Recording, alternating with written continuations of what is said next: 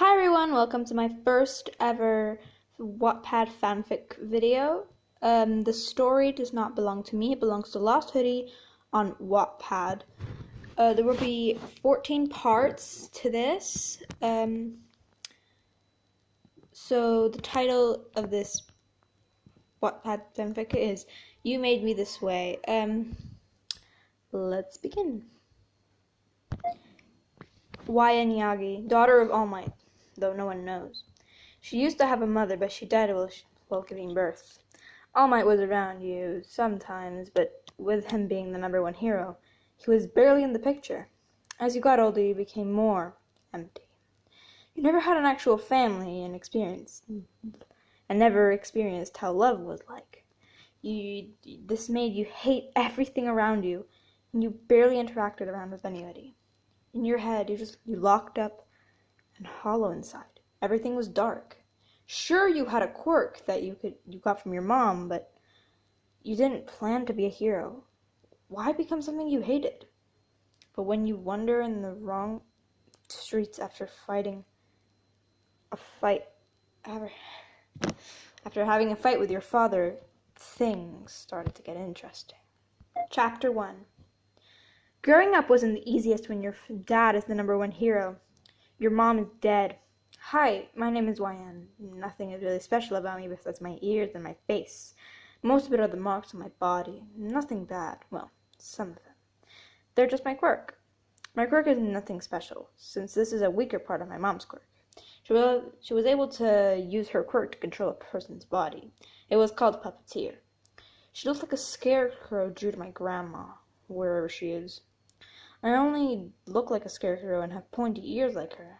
All I can really do is manipulate parts of a person's body. Anyways, I'm the daughter of All Might. Usually people would say it would be so lucky to have him as a dad, but really it's not.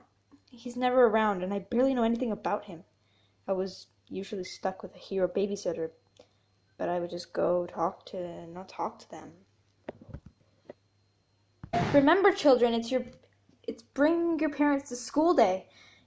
You all get to show them your wonderful drawings that you made for them to represent family. I was excited when I got home to tell my dad. As I got home, I saw him in the kitchen on the phone. Daddy, tomorrow is take your parent to school day. Will you come tomorrow? I asked, not caring who was talking to him. He tried to calm me down and talk to the person on the phone at the same time. Yes, that's fine, I'll be there, he said. I jumped in excitement, knowing that my friends would be amazed by my dad. The next day did not go off so well for me. Dad didn't show up. My classmates began to whisper about me. She doesn't have a mommy and daddy. Liar. Her dad isn't All Might. What a loner. Her family doesn't love her. I sat alone the next day and looked around, seeing how everyone looked so happy, even if they... I sat alone the whole day and looked around, seeing how everyone looked so happy, even if they had just one parent. I ran out to the bathroom and cried all my feelings out. I felt anger, sadness, loneliness, and rage. That's when I started to hate everything. I flushed the drawing of me and my dad down the toilet. At home, I didn't talk to him. It's not like he was home in the first place.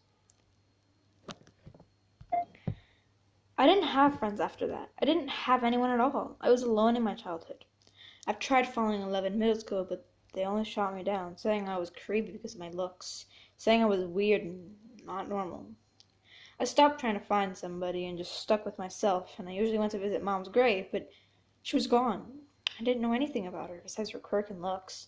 Dad didn't talk about her much, nor did any of the heroes, so what's the point of going to her if she's just not going to be part of my life in the first place? Sorry, I lost myself there. Anyway, since you kind of caught up, let's just get this over with. I looked out the window and sighed heavily. School was finished, and I was going to be stuck in my room again, but I wanted to change things a bit.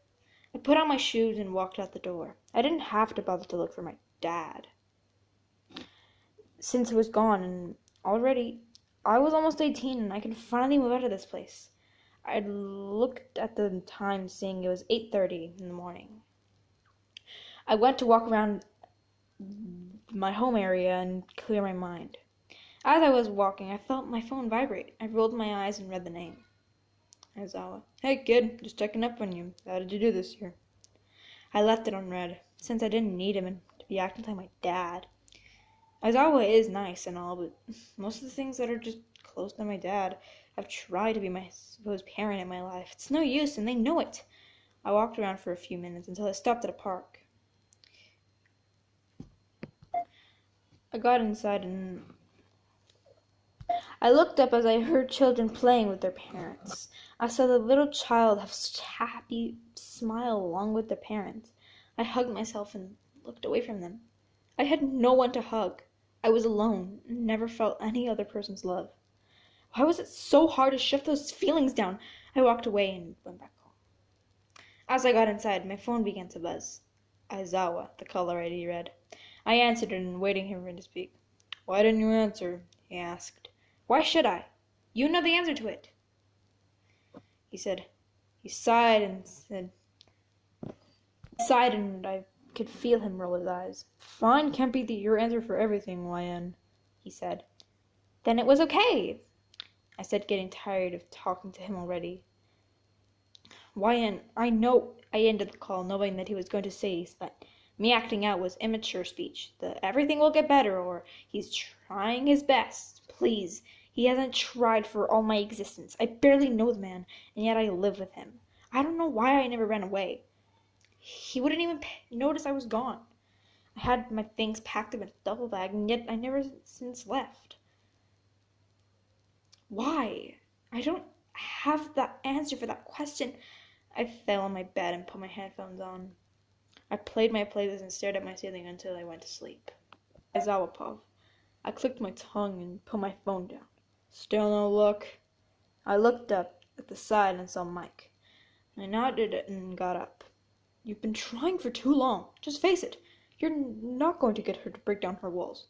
I looked at him like he was saying something crazy. You expect me to just give up on her? She has nobody in her life but herself. Her whole life. She doesn't come out of her room, I said to him. You're right, but still, if she wanted somebody, don't you think she would have come to you by now? You've been trying to be her dad, that idol she'll want to be. I sighed and looked down. I can't help but feel that something is happening to her in a painful way. I felt his hand on my shoulder. I'm sure she's doing fine. I rolled my eyes. There goes that word again. Fine. That's all she says. He laughed a bit and went to the office. I am Pov, aka your Pov. I woke up seeing it was already night. I turned around as I heard my door open. I knew who it was and I didn't care. You need to eat, they said.